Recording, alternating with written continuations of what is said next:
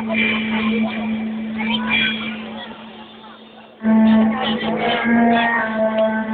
mag-Disyembre, tuwing lalaot ang maestro, nagugulantang ang buong sitio. Panahon na naman ng hiruan. At gaya ng dati, lahat ng pamilya nagdarasal na makuha ang anak nila para sa taunang ekspedisyon sakay ng malawigan ng puro.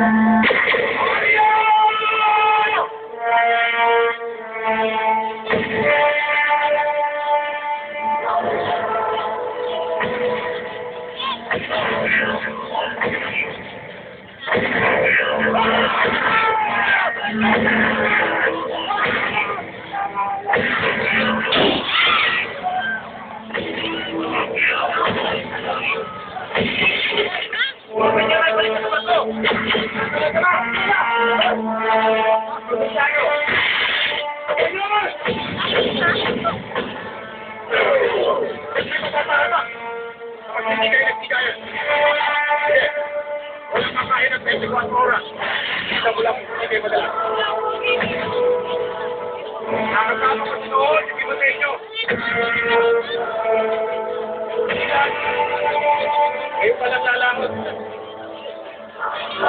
Hindi na nagpapala ko dito. Yung tatamad sa bahay. Ay kaya.